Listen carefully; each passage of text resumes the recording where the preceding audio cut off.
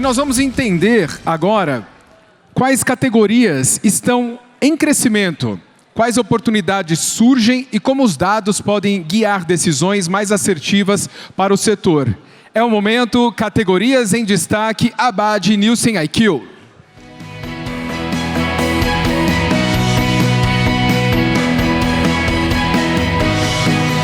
Para conduzir esta apresentação, já temos aqui no palco Domênico Tremaroli Filho, me deu um trava-língua agora, hein? Diretor de atendimento ao varejo no Brasil da Nielsen IQ. Muito obrigado. O passador de slides está por aqui. Só para...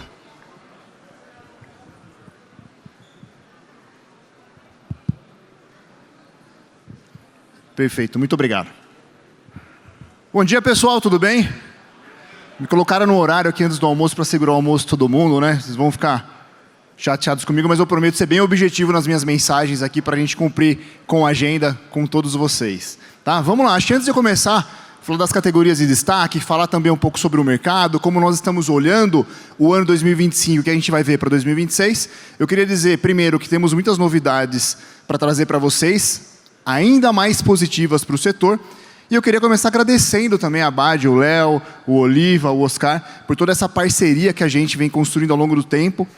Ano que vem nós completamos 32 anos de parceria entre Nielsen IQ e Abad. E é uma parceria que vem sendo duradoura por conta de todo o trabalho de confiança que vem sendo construído, um trabalho de proximidade e de muito investimento também, né? Investimento de pessoas, investimento de recursos, investimento de tempo, o que faz com que a gente consiga sempre trazer e estar atualizando o mercado e o segmento com as melhores decisões a serem tomadas e as melhores ferramentas também a serem trabalhadas. Eu acho que o último investimento recente que vocês ficaram sabendo foi a própria aquisição da Emitrix pela Nielsen IQ. A Emitrix, que é uma empresa extremamente consolidada e reconhecida pelo excelente trabalho que já fazia para o setor, a gente passa a incorporar a Emitrix no nosso portfólio de soluções e a gente começa, a partir de agora, a desenvolver soluções juntando as duas companhias. Né? Com isso, a gente queria ressaltar que a gente consegue ter, hoje, a cobertura mais completa de leitura sobre o ecossistema do varejo brasileiro. Né? Hoje, sem sombra de dúvidas, é a única empresa que consegue trazer essa visão para o mercado. A gente tem uma leitura, né, contemplando os principais varejistas brasileiros e toda a leitura do varejo brasileiro de 1,7 trilhões de reais no ano. São mais de 1.200.000, né, pontos de vendas lidos regularmente no Brasil. 500 varejistas parceiros da Nielsen enviando o dado de uma forma regular. Agora, com a Emitrix, a gente passa a conectar 2.600 distribuidores dentro do nosso sistema, com aproximadamente 150 mil vendedores também já gerenciados dentro da nossa ferramenta. E quando eu falo de visão completa, é entendendo de fato tudo o que acontece no varejo brasileiro. Muitos de vocês trabalham com eletrônicos, né? A gente tem a leitura também no mercado de eletrônicos, a partir da aquisição que nós fizemos da GFK, também nos últimos anos. Toda a parte de leitura do varejo online, que vem se destacando muito, né, com o consumidor cada vez mais multicanal. Vocês estão ouvindo muito falar sobre isso também, então a gente tem a leitura do mercado online também no Brasil, e a gente monitora o comportamento de compra também, que acontece nos 56 milhões de lares brasileiros. Então, como o consumidor tem comprado, como ele está comprando, como ele ajusta os seus hábitos. Se tem uma coisa que a gente sabe que o brasileiro principalmente em um momento de dificuldade, é criativo. Né? Então, a gente vai entendendo como essa criatividade do consumidor vai se transformando num consumo diferente. E acho que o primeiro ponto que eu queria trazer já para vocês dentro dessa leitura é que a partir de agora, já impactando o negócio de vocês, a gente passa a ter também a leitura do market share dos distribuidores. Né? A Nielsen, que faz toda a leitura do mercado, desde que o volume sai do fabricante, chega diretamente para o consumidor, para o varejo, ou é levado para o varejo através do trabalho de vocês, agora a gente faz a leitura também do share de distribuidores em um painel de distribuidores. Né? Essa acho uma novidade mais recente. Inclusive, eu estou com a equipe da Nielsen aqui toda à disposição para bater um papo com vocês na sequência, no nosso stand, para explicar como isso vai funcionar e como vocês também podem fazer parte disso. Lembrando que é completamente sem custo para vocês, distribuidores, entrar nessa ferramenta e passar a receber essas informações. Né? E acho que o Léo comentou aqui brevemente no início, tem uma outra novidade extremamente positiva, que é o termômetro. né? A gente divulga todo ano já nessa parceria com a Abad o termômetro da Nielsen com as informações do mercado para vocês. E a gente passa agora, com essa fusão, com essa aquisição da Emitrix, trazer um termômetro diferente.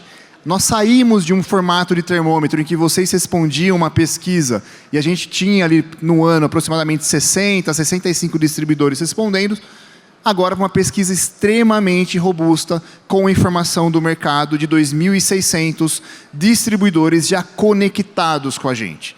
A gente ganha acuracidade na informação, qualidade na informação, granularidade da informação, porque eu consigo trazer essa informação agora nível por regiões que vocês atuam, e muita agilidade para vocês trabalharem com essas informações. Então aqui é uma das novidades, eu tenho mais algumas para trazer para vocês ao longo da apresentação, mas uma novidade fresca, onde a gente vai poder acompanhar informações de variações de faturamento do mercado, volume de vendas, preço, ticket médio, até mesmo o número de lojas, né, do pequeno varejo que vem sendo atendido. Então, queria trazer em primeira mão para vocês, em breve vocês receberão mais informações também sobre o lançamento do termômetro, que vem revolucionando aqui o mercado frente como ele vinha sendo entregue.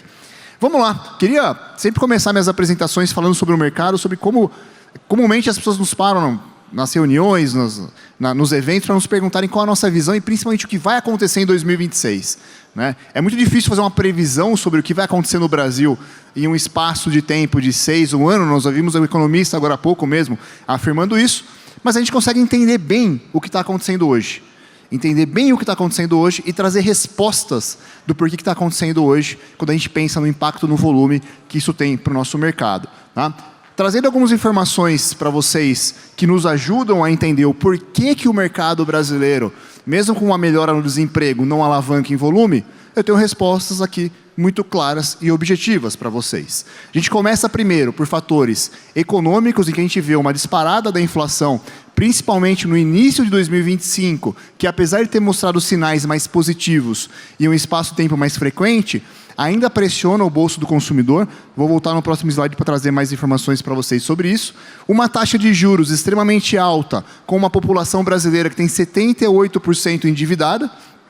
Uma coisa é você ter uma alta taxa de juros com uma população um pouco endividada, agora outra coisa é você ver uma população altamente endividada com uma taxa de juros alta, o que leva a uma consequente inadimplência no nosso país e um câmbio que, de novo, por mais que ele tenha sido controlado recentemente, uma expectativa positiva para o médio e longo prazo, a gente ainda vê uma pressão grande, principalmente em categorias que dependem de insumos cotados em dólar na sua produção, e essas categorias ainda estão estocadas nessa precificação. Então, tudo isso começa a colocar uma pressão no bolso do brasileiro. Além disso, eu falei que a inflação está controlada no Brasil, apesar daquela disparada no início do ano. Isso é verdade. Quando a gente olha a inflação de alimentos e bebidas no Brasil, a gente vê uma inflação de 2,7% de acordo com o IBGE. Agora, notem como outros fatores que impactam no bolso do consumidor pressionam ainda mais o bolso do brasileiro. Energia e combustíveis, 12,6% de inflação no Brasil. Educação, 6,1%. Saúde e cuidados pessoais, 4,7%. Ou seja, é uma pressão em todos os cantos sobre o mesmo bolso do brasileiro, que é o bolso que sai para comprar, né, o feijão, o arroz, né, o macarrão, o sabonete, o sabão para roupa. Então, esse bolso do consumidor vem sofrendo impacto fortemente por isso, atrelado ao fato que, quando a gente analisa a evolução da renda média do brasileiro nos últimos 6 anos e do custo da cesta básica, a gente vê um descompasso muito grande nessa evolução. Enquanto o custo da cesta básica aumentou 72% em relação a 2018, a renda do brasileiro aumentou apenas 56%. Tá? Então, isso coloca muita pressão no bolso do consumidor, que explica o porquê que o mercado não está crescendo nos últimos anos, tá? Principalmente no presente.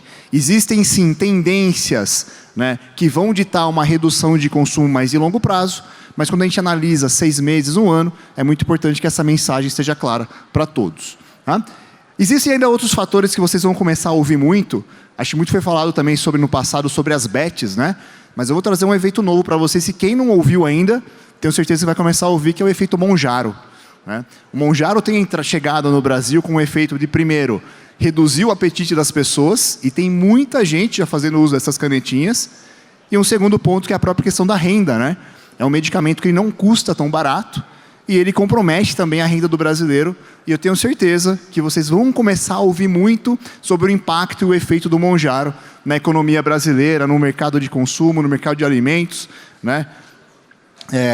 Então esse é um tema que vai ficar cada vez mais relevante nas discussões que vocês vão ter. Olhando para o desemprego, eu gosto de trazer uma ótica diferente para o desemprego. A gente vê, de fato, uma redução dos patamares históricos de desemprego no Brasil, 5,6%, a menor taxa desde que o IBGE começou a mensurar lá desde 2015. Mas, para mim, tem uma mensagem importante aqui no desemprego, que é quando a gente analisa como esse desemprego no Brasil ele é formado. 38% do desemprego, da força de trabalho no Brasil hoje, está alocado em um trabalho informal. Se a gente olhar ali junto com outras modalidades, a gente até aumenta um pouco esse peso. O que isso quer dizer na realidade de vocês, que atendem, né, o pequeno varejo no Brasil, atendem estabelecimentos comerciais? O fato do brasileiro estar trabalhando mais no mercado informal faz com que ele passe a receber a sua renda de uma forma mais picada ao longo do mês. E com isso ele passa a executar a sua compra também de uma forma mais picada ao longo do varejo, aumentando a frequência de compra no varejo brasileiro. Quando a gente avalia a evolução da frequência de compra, ou seja, quantas vezes, em média, o brasileiro visita um ponto de venda para fazer uma compra, a gente vê que um aumento nesse número, principalmente mais no curto prazo, agora no quarter 2 desse ano, porque o brasileiro ele está recebendo mais de uma forma picada, ele deixa de receber uma vez por mês, então ele começa a fazer a sua compra de uma forma mais distribuída ao longo do mês. Aqui, na minha visão, tem uma oportunidade muito grande para vocês que atendem principalmente estabelecimentos comerciais como pequeno varejo, autosserviços independentes, perfumarias, e esse varejo de proximidade, né, que tende a ser o canal que esse consumidor passa a buscar cada vez mais os seus produtos. E um outro ponto também que eu sempre gosto de destacar é o brasileiro está sendo cada vez mais ativado, né, e cada vez mais multicanal. Em 2006, por exemplo, o brasileiro ia comprar em média em 3 canais. Ele ia no supermercado, ele ia numa farmácia, ele ia num açougue fazer a compra dele. Ele frequentava 3 canais. Hoje ele frequenta 9. E por que ele frequenta 9? Primeiro, porque a pressão no bolso dele é grande, então ele está sempre em busca de de melhores condições comerciais. E segundo, que esse brasileiro também está sendo ativado o tempo todo pelas campanhas mais personalizadas, né? É a campanha que vem no aplicativo, é a campanha que vem no próprio e-mail, no SMS. Então o brasileiro ele acaba sendo puxado pelo próprio varejista e para visitar mais pontos de vendas, o que mais uma vez, para vocês, né, que atendem estabelecimentos comerciais menores, de proximidade, se faz uma tendência bastante positiva. E o outro ponto é que o que determinava até pouco tempo atrás aonde esse brasileiro ia frequentar para comprar era o produto. Eu vou naquele estabelecimento porque eu sei que lá eu vou encontrar a marca X. Eu vou naquele produto que eu vou encontrar aquele produto específico. Hoje não. Hoje os produtos são basicamente os mesmos, independente do canal. Quando a gente faz uma análise de cobertura de sortimento, a gente vê que o que diferencia não é mais os produtos, né? Os produtos praticamente são encontrados os mesmos nos supermercados, nos varejos menores.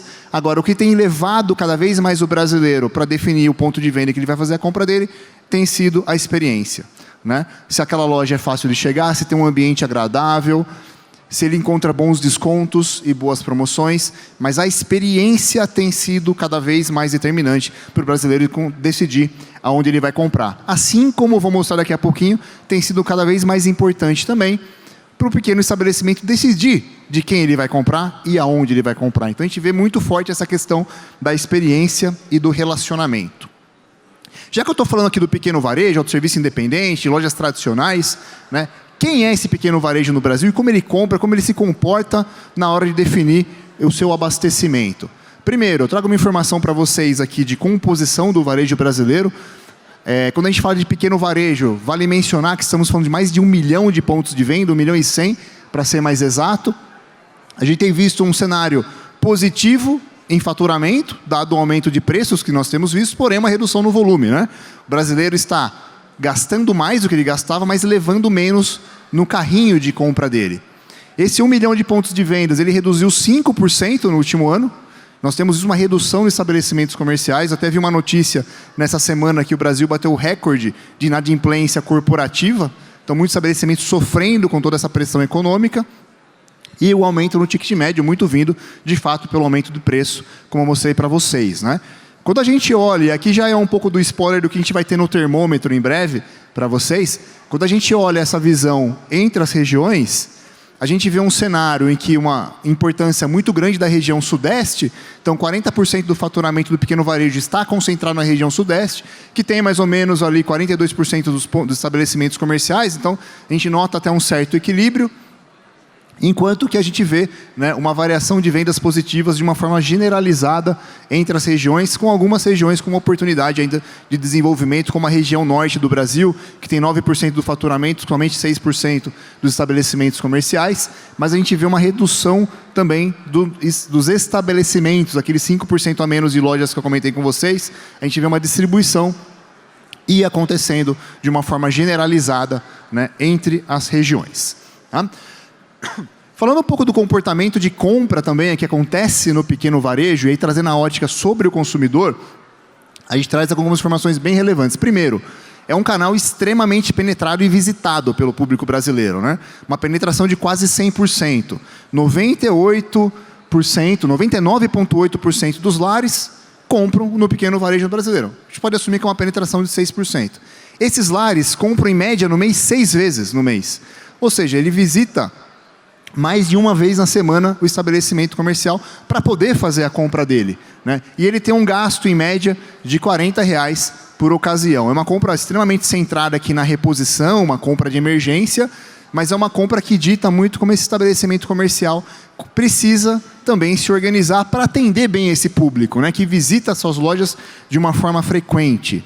Quando a gente começa a trazer essa ótica agora sobre o estabelecimento comercial, a gente começa a entender um pouco dos desafios. Nós vemos no Brasil hoje que 70% do pequeno varejo, eu falo de autosserviço independente, lojas tradicionais, 70% das lojas possuem até 100 metros quadrados destinadas para a área de estoque. Ou seja, é uma área mais restrita que faz com que aquele consumidor que visita de uma forma frequente a loja dele tem que sempre encontrar o que ele procura, né? Porém, existe uma limitação de espaço, dado que 37% dessas lojas possuem apenas 30 metros quadrados para armazenar. Ou seja, o desafio do pequeno varejista hoje, né, para atender bem o cliente dele, que consequentemente é o de vocês, é poder manter a loja dele sempre bem abastecida, né? Hoje, 22% dos estabelecimentos comerciais compram de 2 a 3 vezes na semana de vocês para repor estoque. Então ele tem, dependendo da categoria, uma ação muito nervosa de abastecimento para poder manter o consumidor dele sempre bem atendido, né? Um outro ponto, além da limitação de estoques, é também a parte mais informal de sistemas, né? 40%, ou seja, 4 a cada 10 estabelecimentos comerciais ainda utilizam métodos manuais para fazer a leitura das suas informações, para fazer a organização das suas informações, né? Então, isso leva a uma necessidade de organização muito grande para saber como abastecer esse estabelecimento, o produto que está faltando, aquele produto que está próximo de acabar, né? E o trabalho que vocês podem fazer de relacionamento e parceria junto com eles é fundamental para ajudar esse estabelecimento comercial, né, a manter a sua loja sempre bem organizada e sempre bem abastecida, né? Esse ponto, e acho que o varejo brasileiro é um varejo extremamente diferente de varejos ao redor do mundo como um todo, mesmo na América Latina, extremamente descentralizado, né, e com características bem peculiares, né? Quando a gente fala de 4 a cada 10 não possuem um sistema próprio, imagina o controle disso, né? É por isso que hoje, dentro da Nielsen, além de toda a tecnologia de se conectar eletronicamente a esses estabelecimentos, a gente ainda mantém uma equipe de campo para visitar esses estabelecimentos e entender o que esse estabelecimento comprou no último mês, o que ele vendeu, quanto ele se estocou, para poder chegar na informação de vendas. Então, estar próximo desse estabelecimento é extremamente fundamental para entender esse comportamento de consumo e de venda de produtos desses estabelecimentos comerciais, né? Eu mencionei para vocês sobre a frequência de abastecimento. Aqui a gente tem que 93% dos estabelecimentos se abastecem pelo menos a cada 15 dias. Agora, anotem aqui no início do meu gráfico, como a gente tem ali, ó, 70% dos estabelecimentos comerciais se abastecem até uma vez por semana, né? E nós temos estabelecimentos que abastecem de 2 a 3 vezes, 22%. Né? Então a gente precisa dessa velocidade e desse controle no momento de como ajudar os clientes de vocês a manterem as suas lojas bem organizadas e bem abastecidas. Agora, o que ele valoriza na hora de manter a loja dele bem organizada e bem abastecida? Né? Quando a gente olha sobre esferas diferentes, a gente nota primeiro, quando o pequeno varejo no Brasil hoje fala de como ele vai decidir o fornecedor que ele vai comprar, ele olha muito para preço. Então ele busca primeiro, 44% das decisões sobre a quantidade que eu vou comprar se baseia em preço. Eu sei que acabou o amaciante na minha loja. Agora, se eu vou comprar 2 caixas ou 3 caixas, vai depender da condição comercial que eu encontrar quando eu for negociar com o meu fornecedor. 49% das decisões sobre qual fornecedor utilizar vem por conta do preço, como eu mencionei. Agora, quando a gente fala de da onde eu vou comprar, qual é esse fornecedor que eu vou me conectar para fazer essa compra, aí entra muito a questão do relacionamento, dessa confiança que é estabelecida. E não é uma confiança de eu ter um relacionamento, de ser amigo do vendedor ou não, mas é uma confiança que ela é estabelecida a partir do momento que eu faço um pedido e esse pedido chega na minha loja conforme ele foi feito, na quantidade adequada, no preço combinado. Então, hoje, a falta de um bom relacionamento acaba sendo o principal motivador quando esse pequeno varejista vai desconsiderar ou considerar um fornecedor a trabalhar com ele. Tá? Essas informações são informações declaradas por esses estabelecimentos comerciais. E aí é claro também que o que ele vai comprar depende muito da urgência, né? Eu vou falar daqui a pouquinho para vocês, mas tem categorias que giram mais rápido no pequeno varejo, que aí a compra acaba sendo mais rápida. Tem categorias que ele compra conforme está acabando, que tem um giro mais lento. Às vezes até essas categorias ele vai buscar em outros canais, ele busca no hipermercado para fazer a compra, ele compra no atacarejo. Então, dependendo do giro, da velocidade de giro dessas categorias, ele escolhe também o fornecedor que ele vai fazer a compra.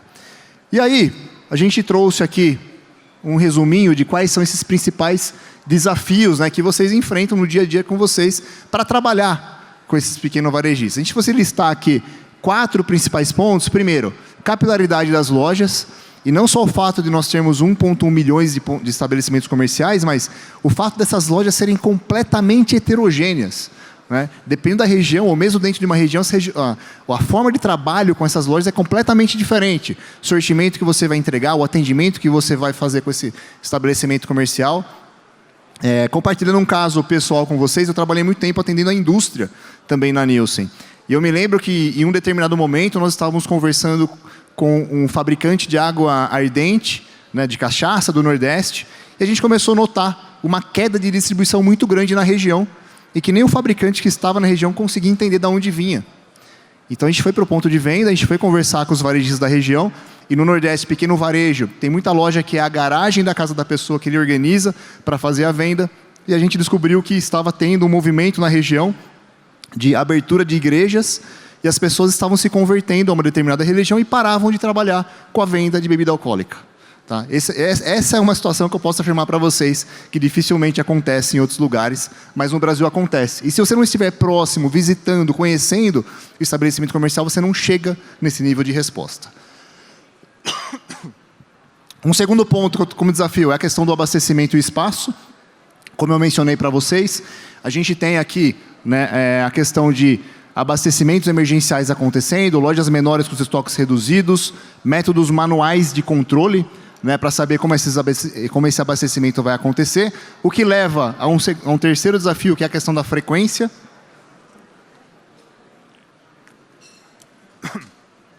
Que é essa frequência mais acelerada do abastecimento, então com muitos estabelecimentos se abastecendo 2, 3 vezes por semana, ou conforme vai acabando o produto, e a questão também do relacionamento com o fornecedor, que vai muito em função do preço competitivo, o atendimento e a confiança. E aí eu chego em mais uma novidade que a gente está trazendo para vocês. É uma solução que, através de uma combinação sobre o que nós tínhamos já dentro da Nielsen disponível, sobre o que nós tínhamos também na Emitrix, e com uma tecnologia embargada que nós trouxemos de fora, a gente traz hoje para vocês uma ferramenta em que eu consigo plotar cada um dos estabelecimentos comerciais que existem numa região que vocês escolherem. Nós trouxemos aqui como exemplo a cidade de Sorocaba, e eu consigo dizer para vocês onde cada estabelecimento comercial está. Mais do que dizer onde essas lojas estão geograficamente, eu digo que tipo de loja é essa, qual é o perfil dessa loja, qual é o potencial que essa loja tem de vendas para vocês. No exemplo real que eu tenho no gráfico, eu estou pegando um universo que inclui pequenos varejistas, restaurantes, bar, café, lojas de conveniência, padarias, sorveteria, e eu ploto todas essas lojas no mapa e eu entrego para vocês. Ah, Dom, mas então agora a Nielsen vai abrir a sua amostra? Não. A gente não abre. Por quê? Quando eu faço um trabalho como esse, eu tenho um trabalho na Nielsen que eu visito todos os estabelecimentos comerciais dentro de uma metodologia estatística, obviamente, para conhecer o universo. E depois que eu conheço, aí eu monto uma amostra, que é aquela amostra que eu vou visitar regularmente para entender o share. Mas a informação que eu trago aqui é a informação da varredura do universo que eu faço para poder criar a minha amostra. E é essa informação que eu posso disponibilizar para vocês a partir de agora, nessa solução que nós acabamos de lançar. E é uma solução que vai trazer informações para vocês, que vai ajudar no planejamento de vendas, de trade, de lista de lojas-alvos, lojas potenciais para vocês trabalharem, cruzamento com lista de lojas de vocês, roteirização para atendimento desses estabelecimentos comerciais, então fazer um plano de rota para lojas existentes, novas lojas. Ou seja, tem uma ação extremamente tática, que é um olhar que a gente tem dado cada vez mais para o canal. Tá? Tem uma parte estratégica que está considerada aqui, mas tem uma informação extremamente tática de atendimento dos clientes de vocês, que a gente está focado e olhando com muito cuidado para poder trazer mais uma vez aqui as melhores soluções. Né? E para seguir, queria trazer agora de um grande destaque aqui também para vocês, né, o resultado do estudo Categorias em Destaque, o estudo que a gente faz em parceria com a BAD, em que a gente analisa, nesse ano foram analisadas 60 categorias, né, são categorias de alto giro e que tem um peso bastante significativo dentro do mercado de consumo no Brasil. A gente traz uma análise mostrando primeiro qual que é a importância dessas 60 categorias em relação à média do mercado. Para vocês entenderem, a gente indexou aqui em 100 o mercado. Então, as colunas que estão em azul significam os canais, as cestas, em que essas categorias estão mais desenvolvidas no pequeno varejo. Quando ela está em cinza, significa que ela está menos desenvolvida no pequeno varejo. Né? Lembrando que pequeno varejo, a gente está considerando aqui tanto o autosserviço independente como o tradicional consolidados. E o que a gente vê é que essas categorias em destaque, elas estão concentradas e com alto desenvolvimento, principalmente em alimentos, cigarros e também em bazar. Então, a gente tem essas 3 cestas que essas categorias se destacam. Quando a gente olha, de novo, essas categorias, como elas giram no canal, que é o que vai determinar aquela frequência de abastecimento, a gente vê que categorias de menor giro, menor frequência, né, são categorias onde o pequeno varejo acaba não sendo destino para compra. A gente tem basicamente aqui higiene e beleza, né, produtos de limpeza. Não quer dizer que não são categorias importantes, muito pelo contrário, são muito importantes. Mas a gente vê um consumo de pequeno varejo muito pela proximidade, muito pelo compra de impulso e reposição acontecendo, né, para snacks, impulsos de cozinha, cigarros, bebidas, carnes, mais vindo por essas categorias. Já falando do desempenho dessas categorias, a gente vê que 65%, né, do faturamento do mercado está concentrado nessas categorias, o que mostra a relevância dessas categorias. E quando a gente olha o quanto essas categorias performaram de forma positiva em relação ao mercado, quanto o mercado cresceu 6,8%, essas categorias tiveram um crescimento de 11%. Lembrando que a gente está falando aqui do acumulado, né, do primeiro semestre para esse estudo especificamente, ou seja, são categorias que têm uma performance extremamente positiva, crescendo quase que o dobro do que o mercado cresceu no mesmo período de comparação. Tá? Olhando como essas categorias estão divididas entre as cestas, a gente tem uma concentração grande de faturamento entre alimentos e bebidas, né? Basicamente 90% quase do faturamento está alocado entre essas duas cestas, e a gente tem uma variação vindo principalmente por alimentos, que se destaca no pequeno varejo. Então, de novo, né, são categorias que são destino para o pequeno varejo, 15,4% de crescimento no pequeno varejo, enquanto as categorias de destaque cresceram 11%. Acho que vale fazer uma menção por uma informação que, a um primeiro olhar, soa estranho, né? Pô, como é que cigarro cresce 18,3%? Toda uma tendência de saudabilidade acontecendo no país. Vale mencionar que houve uma mudança recente na legislação brasileira, em que foi alterado o valor mínimo para a venda do cigarro, né, no Brasil, o que fez com que o mercado informal perdesse força para o mercado formal. Então, as pessoas saem do mercado informal, vão para o mercado formal, é por isso que a categoria se destaca dessa maneira. Mas o grande destaque que a gente nota dentro do estudo está, de fato, para a cesta de alimentos. Né? E olhando entre as regiões, a gente vê um peso bastante alinhado com a importância das áreas também, mas uma importância bastante relevante para o Nordeste, né, para essas categorias, e um crescimento acontecendo principalmente para a região sul do país. Vale mencionar aqui também que quando a gente faz esse comparativo e a gente olha esse espaço de tempo, nós tivemos aquela situação, aquele incidente com as chuvas no Rio Grande do Sul no ano passado, e quando a gente olha o consumo, ele foi impactado para menos no ano passado, e agora o mercado acaba sendo alavancado também em função disso. Tá? Não é a única razão desse movimento acontecer, mas é um movimento que aconteceu e acabou levando a esse ganho de importância da região sul. Esse estudo ele está bem completo, a gente tem informações bem detalhadas sobre as categorias, nível categoria, para vocês chegarem, fornecedores. E esse estudo vai ser disponibilizado para vocês na nossa revista, dentro já da edição da revista de distribuição dessa edição. A gente vai revelar aqui dados do comportamento também de consumo para vocês dentro dessa edição. E a gente faz todo um levantamento com mais de 124 categorias sendo analisadas junto com as categorias de destaque. Tá? Pessoal, eu encerro aqui a minha participação. Queria trazer para vocês primeiro o quanto nós estamos olhando para o setor e investindo no setor e buscando trazer mais relevância, não só como uma visão estratégica, mas principalmente uma visão tática, de passar esses endereços dessas lojas, como a gente trabalhar com essas lojas, como maximizar esse potencial e como trazer também aqui mais agilidade e velocidade. Eu estava vendo a palestra do Eco agora sobre inteligência artificial e eu prefiro deixar esse tema para os especialistas, mas é sempre importante ressaltar. Eu vi uma frase que eu ouvi uma vez num evento de varejo, que a sua inteligência artificial ela é tão potente quanto a qualidade das informações que você utiliza para alimentá-la. Então isso marca muito, porque a gente tem muita informação robusta dentro da Nielsen, que nós utilizamos para alimentar as nossas ferramentas. A inteligência artificial tem vindo para trazer muita eficiência em processos, e a gente tem utilizado também dentro do nosso sortimento de produtos, e o nosso portfólio. Tem algumas ferramentas que chegaram recentemente que particularmente me encantaram. Hoje, com inteligência artificial, a gente consegue dizer para a indústria, por exemplo, em um teste de produto, se é mais interessante eu adicionar um sabor de limão Tahiti ou limão siciliano num determinado refrigerante. E em questões de minutos, eu consigo saber a eficiência desse lançamento. Coisas que antes eu tinha que rodar uma pesquisa com consumidores.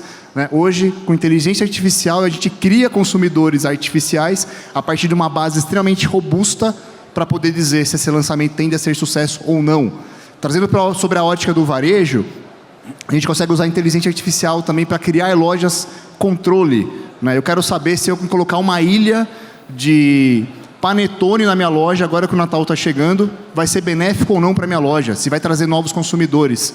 Eu executo em uma loja e eu uso inteligência artificial para replicar lojas similares, criando as lojas controle, e de novo, em questões de minutos, eu consigo ter uma resposta sobre colocar uma ilha de panetone na minha loja, foi benéfico ou não para trazer novos fluxos. Ou seja, tem muita eficiência chegando, muita tecnologia que está chegando, e a gente não podia ficar de fora, a gente está olhando muito para isso, para trazer para vocês as melhores soluções. Pessoal, muito obrigado. Fico à disposição junto com a equipe da Nielsen aqui no nosso stand, rodando também depois pelo almoço, para bater um papo com vocês sobre o nosso painel de distribuidores, sobre as soluções que estão chegando, e deixo toda a equipe também à disposição para melhor atendê-los. Um abraço a todos. Aplausos para o Domênico Tremaroli Filho, diretor de atendimento ao varejo no Brasil da Nielsen IQ. Quero convidar o presidente da ABAD para tirar uma foto com você aqui no palco. Domênico, que compartilhou aqui dados que ajudam o setor a enxergar com mais clareza as oportunidades do mercado. E quero aproveitar para agradecer por mais essa parceria com a ABAD, tornando a pesquisa mensal do setor ainda mais robusta com o termômetro ABAD Inteligência de Mercado. Quero pedir agora para colocarem aqui na tela a capa da revista Distribuição. A edição de novembro traz em detalhes, com análises aprofundadas, a pesquisa Categorias em Destaque, que completa 10 anos de publicação. Vocês todos receberão um exemplar aqui ao final do evento, certo?